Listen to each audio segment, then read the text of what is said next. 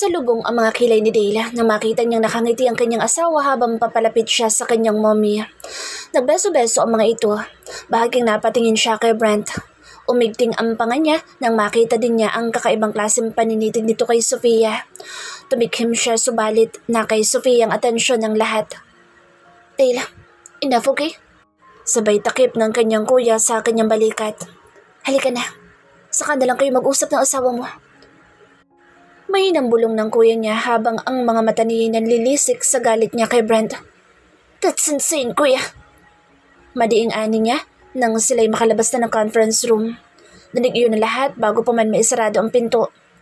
Anong balak ni Mom kay Sofia? Nakakunot noong ani to habang kuyom ang kamao nito. This is your fault, Dale.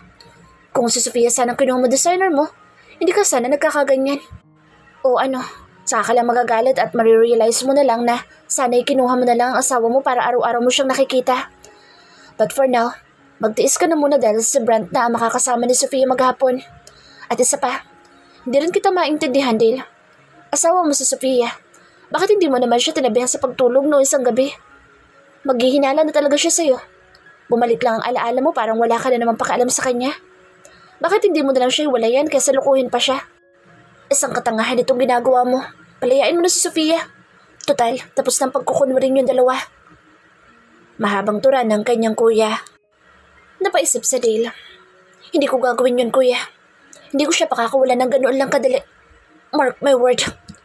Sagot dito dahil hanggang ngayon naguguluhan pa siya sa kanyang nararamdaman para kay Sofia. Hindi akalain ni Dale na magiging ganoon ang kalalabasan ng transformation ni Sofia na hanggang ngayon ay halos mabaliw na siya sa kakaisip dito. Sa pagkabighani niya sa kanyang asawa. Hindi siya makapag-concentrate sa kanyang trabaho dahil ang sentro ng kanyang isip ay na kay Sofia. Inis niyang sambit sabay hilamos dito sa kanyang muka. What happening to me? Sofia, ginugulo mong isip ko. Why? Sabay sa bunot niya sa kanyang buhok. Nang may biglang kumatok sa may pinto. Pumasok ang kanyang secretary na ang akala niya si Sofia. Sir, may meeting kayo ngayon kay Sir Baltasar. On the way, cancel it. Agad na sagot niya. Hindi na niya pinatapos magsalita ang secretary niya dahil hindi siya makafocus sa ngayon. Agad na lumabas ang kanyang secretary na pati din siya ay naguguluhan sa kanyang boss.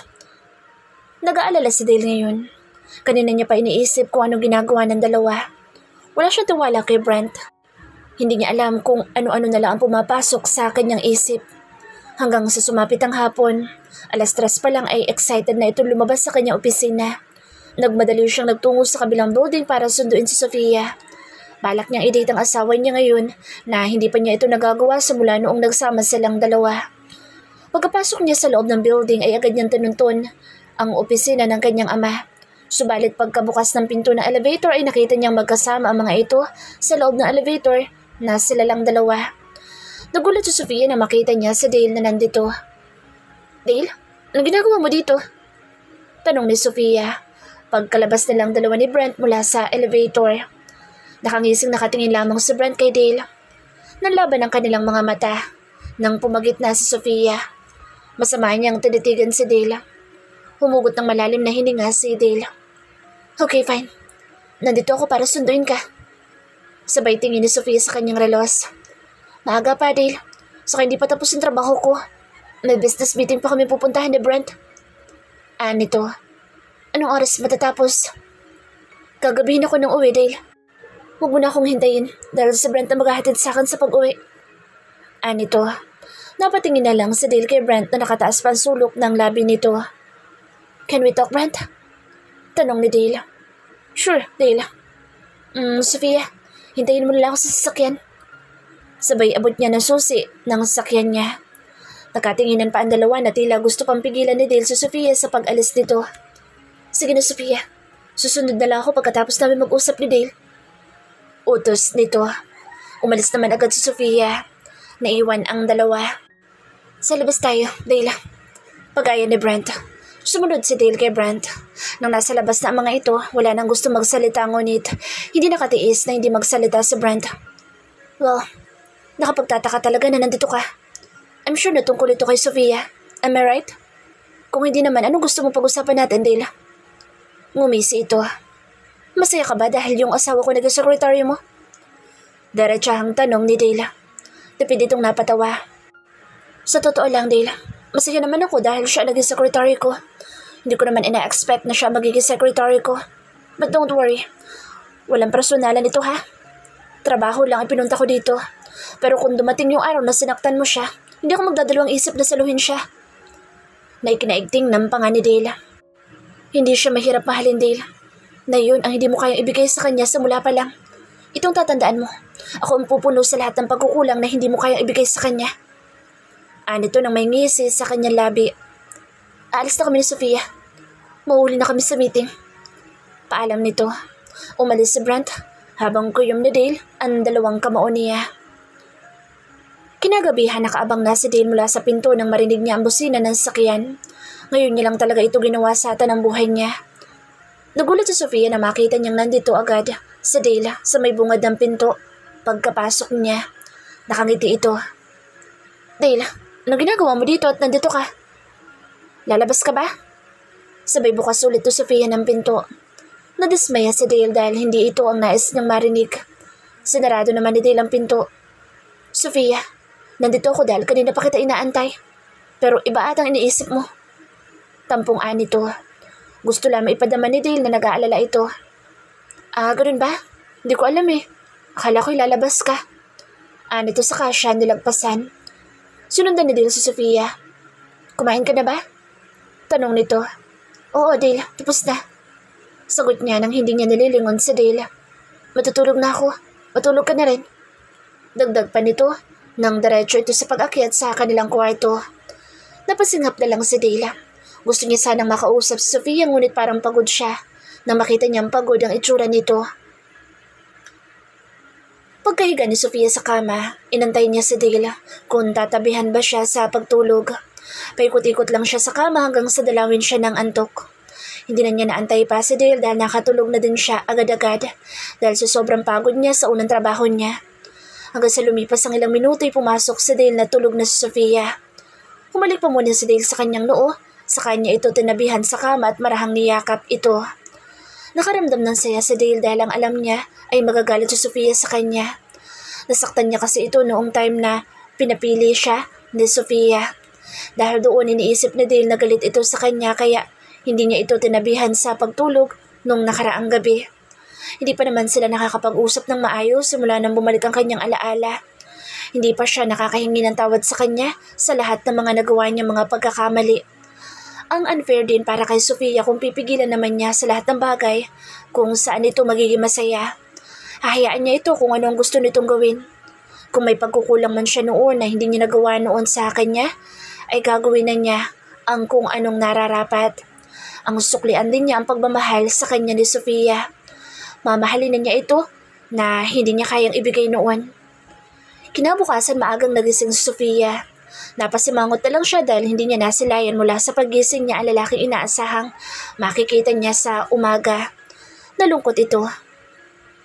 Hindi mo na ba ako mahal, Dale? Kahit anong gawin ko, wala na ba talagang pag-asang mamahalin mo din ako? Anito sabay tulo ng kanyang mga luha sa kanyang mga mata. Maagang pumasok si Dale sa kanyang trabaho. Nakangiti pa ito dahil alam niyang matutuwa si Sofia sa inahanda niyang breakfast para dito. May notes pa siyang inilagay sa tabi ng kanyang unan.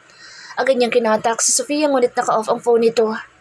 Nagtaka siya dahil hindi naman naka-off ang phone nito bago siya umalis. Napaaga lang kasi ang alis ni Dale dahil bumili pa ito ng bulaklak at chocolates. Gusto niya itong unahan sa pagpasok sa trabaho. Nang marating na ni Dale ang building ng kanyang ama ay agad itong dumiretso sa opisina ni Sofia. Napangiti pa si Dale nang mailapag niya ang hawak-hawak niyang flower, bouquet and chocolate heart sa ibabaw ng mesa. Hope you like it, my dear wife. I love you. Ani Dale nang basahin niyang message na nakasulat sa hugis pusong papel na nakadikit sa box ng chocolate. Nagmadali ding umalis si Dale dahil alam niyang paparating na din ang kanyang asawa na kamuntika na din siyang makita ni Brent. Pagkarating naman ni Dale sa kanyang building ay masaya naman ito.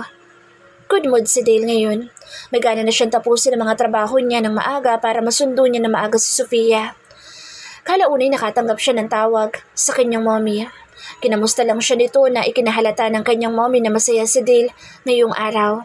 Hindi na nagtanong pa ang kanyang mommy dahil alam na nito ang dahilan kung bakit ito masaya.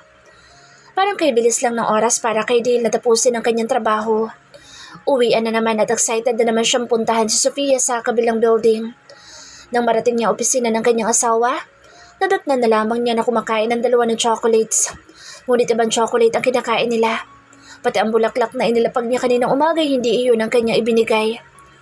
Napatingin ang dalawa kay Dale. Tipid na ngumiti ang mga ito. I'm sorry, mukhang nistorbo ko ata kayo. Ani Dale, sa kanya isinarado ang pinto ng opisina. Umalis na malungkot si Dale at naramdaman na lang niya na masakit pala ang masaktan. Lalo na kung kailan natututunan na niyang mahalin si Sofia.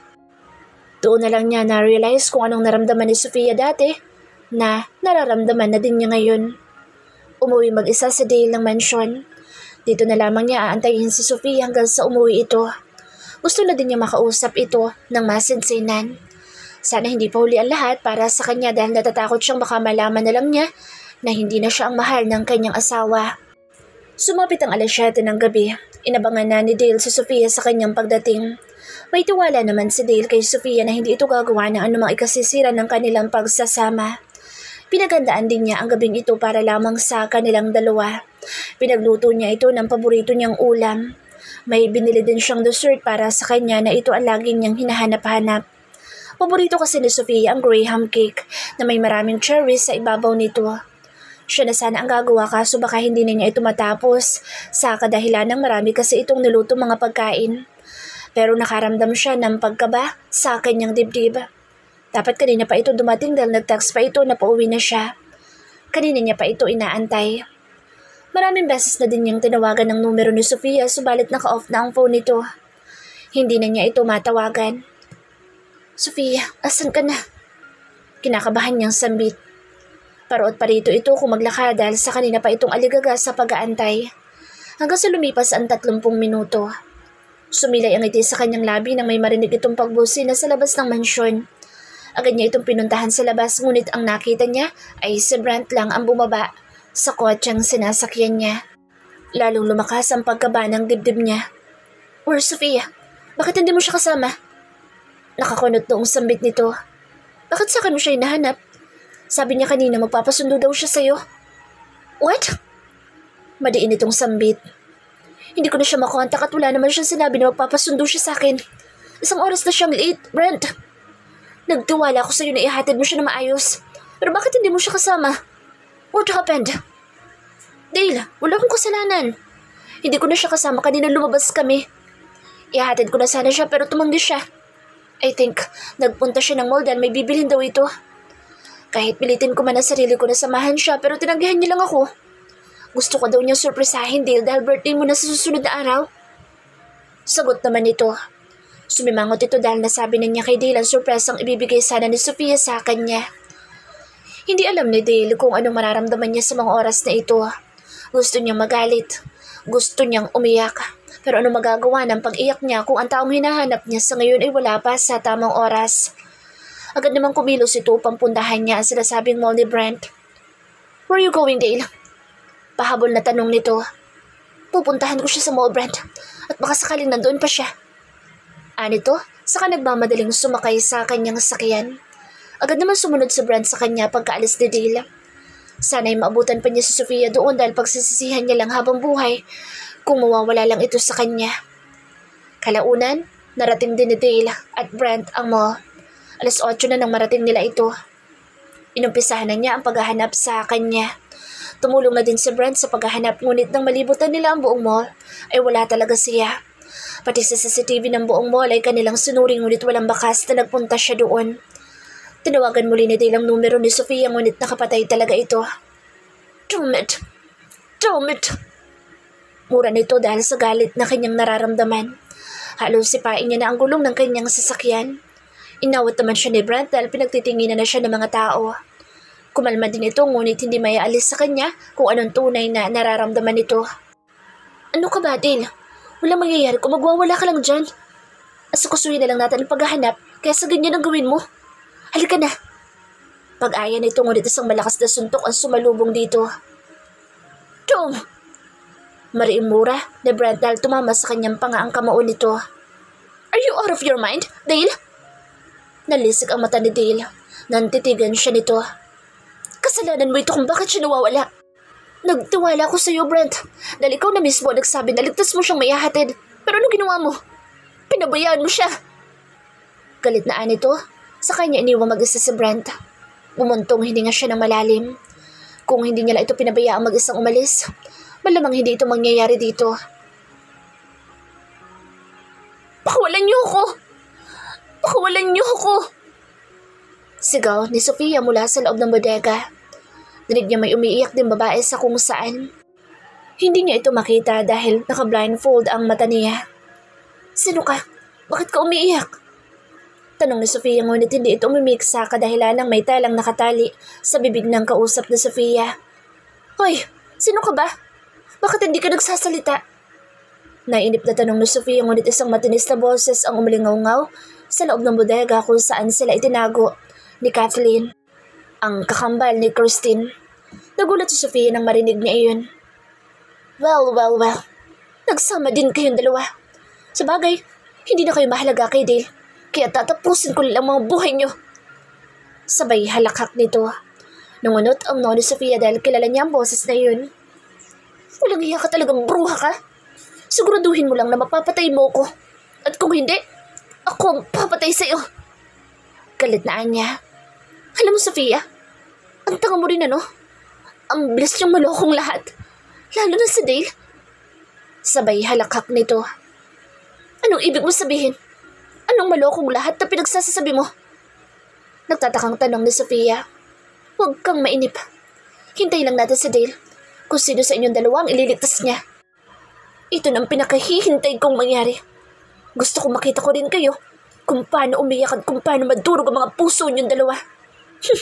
Ang sarap niyo talagang paglaro ang tatlo. Sabay tawa ni Kathleen, saka ito tuluyang umalis. Flashback.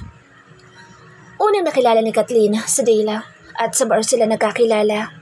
Nagkagustuhan ang dalawa subalit dumating ang trahedya dahil kailangan niya ipagamot ang sarili nito dahil nahihirapan at natatakot siyang malaman ni Dale ang tunay niyang kalagayan dahil isa siyang lulong sa droga na kailangang ipagamot agad ang sarili. Gusto niya na magbago simula nung dumating sa buhay niya si Dale. Nang dumating ang kakambal niyang si Christine ay doon nakiusap ito na siya muna ang magpapanggap bilang siya habang siya'y nagpapagaling. Ngunit sa kasamaang palad ay nahulog din ang loob ng kanyang kakambal.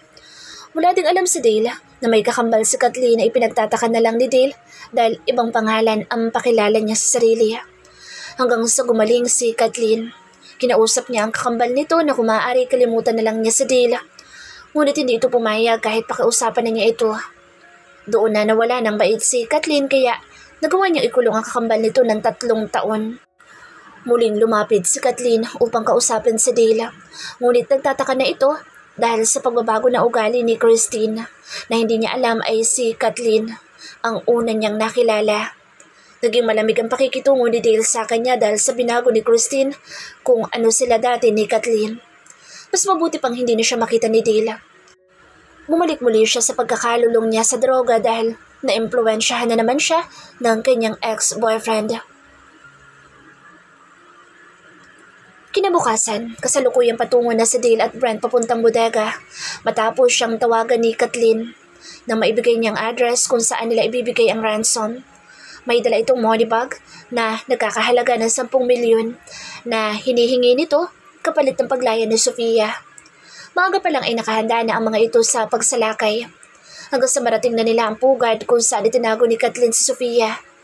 Walang bakas ng ingay ang maririnig sa mismong loob nito. Pagkapasok ng dalawa, ang money bag na hawak nila iniwan lamang nila sa loob ng sakyan kung saan doon kukunin ng isa sa kasamahan ni Kathleen. Naloko ata tayo, Dale. May nang sambit ni Brent nang patungo sila sa ikalawang palapag. Malakas sa loob ko, Brent. Nandito lang siya. Sagot nito hanggang sa patungo sila sa ikalawang palapag dahil 2 palapag lamang ang meron nitong lumang bodega. Nahinto na lamang sila sa paghakbang nang may marinig itong umiiyak sa isang silid na nakasarado mula sa pinakadulo. Agad naman nilang pinasok ito at hinanap nila kung saan nanggagaling ang iyak na iyon. Nang makita na lang ni Dale ang babaeng nakahandusay sa may sahig na nasa ibaba ng kama. Umiiyak ito kaya dali-dali nilang nilapitan ang babaeng umiiyak. Sobrang dungis ng damit at sobrang payat pa nito. Magulo din ang kanyang buhok na animoy hindi mo na makikilala kung sino ang babaeng kanilang natagpuan. Napaupo na lamang sa kama si Dale dahil hindi si Sofia ang kanilang natagpuan. Nalungkot ito hanggang sa hawiin na lang ni Brent ang magulong buhok ng tumatabing sa mukha ng babaeng umiiyak. What the hell? Mariing mura nito kaya napatayo naman agad si Dale sa kinauupuan nito. Agad na tinanggal ni Brent ang talang tali mula sa kanyang bibig at saka tinanggal na din ito ang pagkakatali sa kanyang bibig. Uy, Brent, tanong naman ni Dale. Nangunot ang noo niya dahil hindi siya nagkakamali. Christine? Na mas lalong humagulhol pa ito sa pag-iyak. Dale! Garalgal na boss nito. Lumapit naman ito. Wala sa bakas sa mukha nito ang kasiyahang nadarama nito nang makita niyang muli si Christine. Nagtama ang kanilang mga mata. Tanging awa lang ang naramdaman niya dito. Napailing ito na ikinalungkot ni Christine. Brent, ikaw na muna bahala sa kanya. Hahanapin ko lang si Sofia. Malungkot nitong sambit, ngunit pinigilan lang siya ni Christine. Wala na si Sofia. Baka pinatay na siya ni Kathleen. Ano to na sinisinok-sinok pa. Umigting ang panga ni Dale lang sabihin iyon ni Christine.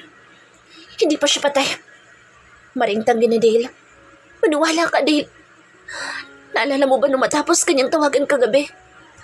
Doon na niya inumpisahan ang kanyang plano. Naloko ka lang ni Kathleen. At ang perang hinihingi niya, igagamitin niya iyon sa pambayad ng kanilang utang. Kung hindi nila bababayaran, iyon ipapatayin silang dalawa.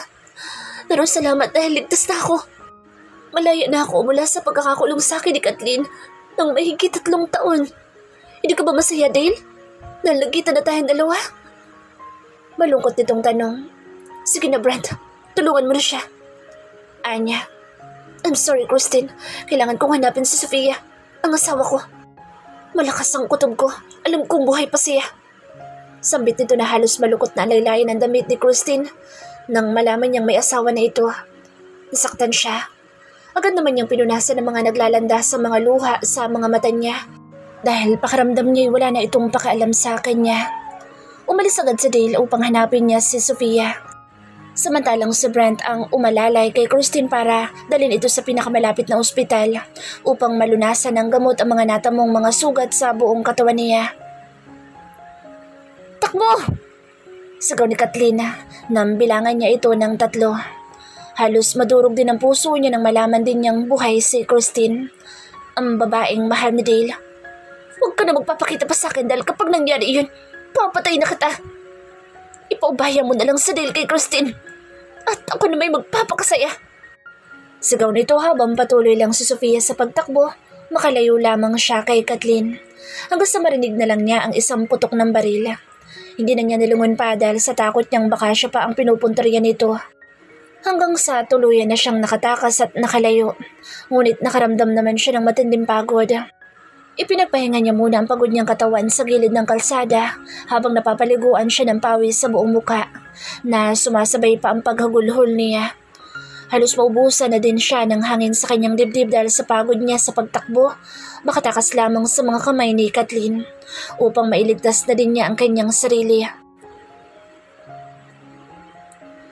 After 2 days, wala pang balita si Dale kay Sofia kung patay o buhay pa siya.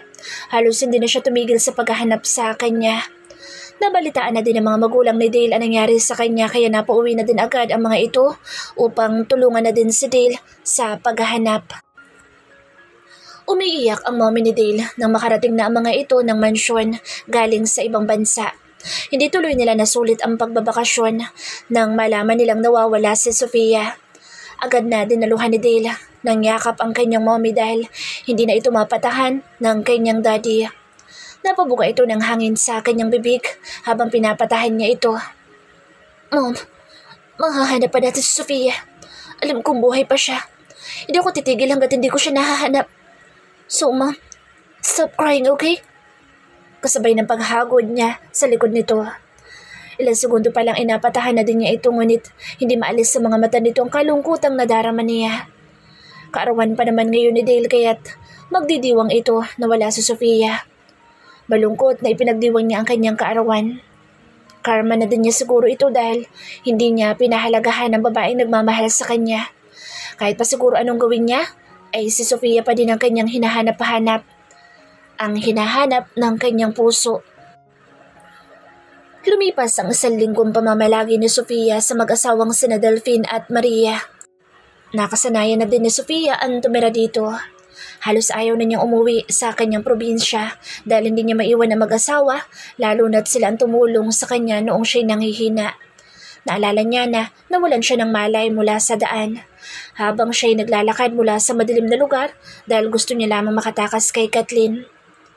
Malungkot na nakatanaw si Sofia sa matayog na puno ng mangga habang siya'y nakahiga mula sa duyan dahil iniisip niya na baka nagkita na ang dalawa mula sa bodega kung saan niya nakasama ang tunay na Christine na ang alam nila'y patay na. Pati pala ang kakambal nito ay kaya ng saktan ni Kathleen dahil sa impluwensya ng droga na hindi na nito kayang labanan. Nabaliw na si Kathleen dahil hindi na kayang kontrolin ng kanyang katawan ang drogang dumadaloy sa katawan. Rosalia! Sigaw ni Nanay Maria. Rosalia ang pakilala ni Sofia sa kanila. Hindi niya alam kung bakit hindi niya sinabi ang tunay na pangalan niya. Napaiktad si Sofia sa duyan dahil sa gulat niya. Bumangon siya nang papalapit na ito sa kanya. May bitbit itong bilao na may laman na kakanin upang ibenta sa bayan. Minsan si Sofia na din ang dumidiskarte para maubos lahat ng mga paninda nito. Nagbabahay-bahay siya upang hindi na ito lumayo at upang hindi siya ma-expose sa bayan. At malay ba niya, baka pinaghahanap na siya ni Dale. Pero napasimangot na lang siya na maalala niya si Christine. Masaya na siguro si Dale dahil nakita na niya ang tunay niyang mahal.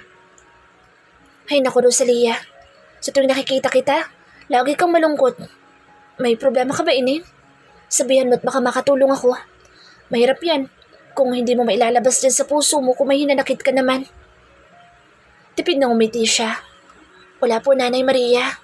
May naalala lang po ako kaya po lagi niyo na lang ako nakikitang malungkot. Sagot naman niya. Gusto mo na bang umuwi sa inyo? Ihatid ka namin sa sasakyan kung gusto mo na umuwi. Naku, hindi po. Mabilis niyang sagot na ikinangiti ng matanda. O siya, ipaubos mo itong lahat. Mamaya maghahanda tayo ng pansit bihon. Nakangiti nitong Ani.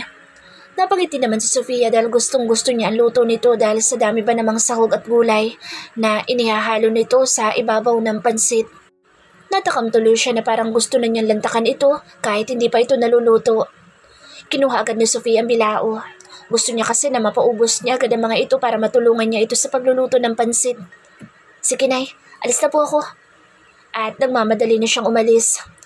Nagbabahay-bahay si Sofia at naglalakad lamang ito. Marami din naman bumibili pero kadalasan ay utang pa kaya minsan napapaaway pa siya. Ang tapang mo naman? Apo ka pa talaga ni namang Delphine at Maria? Alayo kasi na ugali mo sa kanila. Ani Berta, nakapitbahay nila.